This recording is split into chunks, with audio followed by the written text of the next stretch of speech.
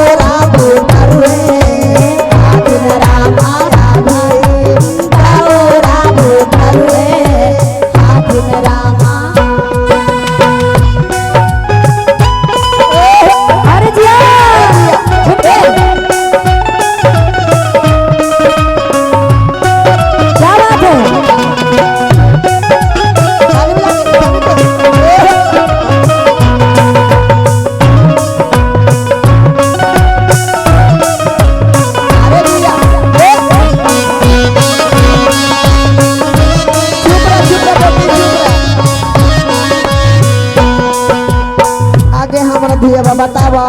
वो बुढ़वा बार हथुन अभी तू लइका बाड़ू कैसे रहबू आएगे मैया यही सुन के बड़ी डर लगा है। लेकिन भोला बाबा काफिर है ये बुतरू हथिन जी इतना सुंदर से लहंगा पहन लेलन चुंदरी पहन लेलन टीका पहन लेलन नथिया पहन लेलन सोलह श्रृंगार कर लेलन ये बुतरू ना हथिन कैसे लाहा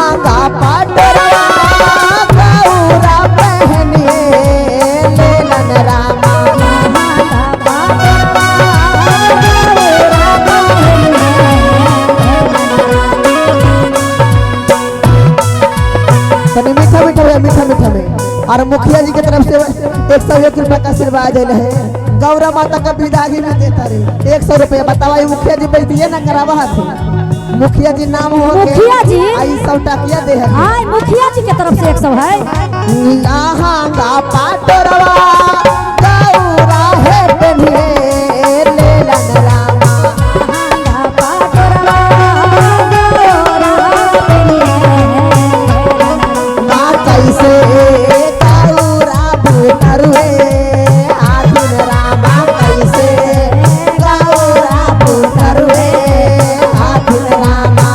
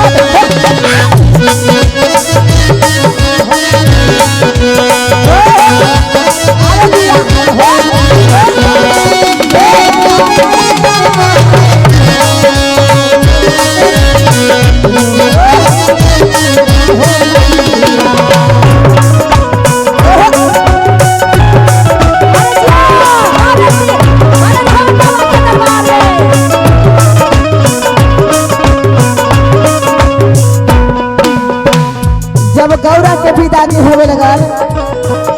उनकर भौजी हथिन खाना बनैते अब भाभी लम काथिन के जी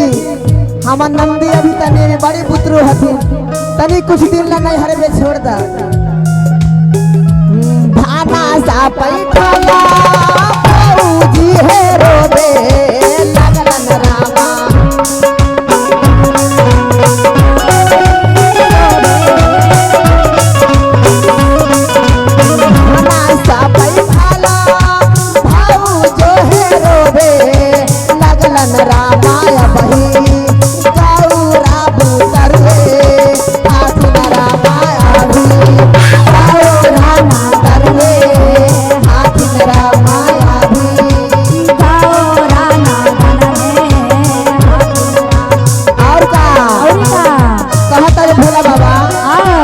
सब सिंगार अपने से कर ले था खाना बनाइए ले था अच्छा से सब सजा ही ले था हाँ हाँ तो कैसे मानी कबूतर है हाँ जी फूलों के से जरिया गौरा बिछाइए बेला फूलों के से जरिया गौरा बिछाइए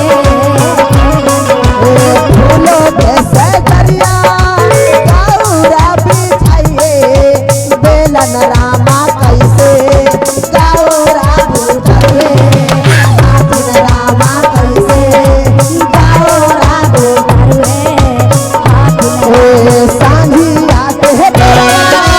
भोला बियाहवा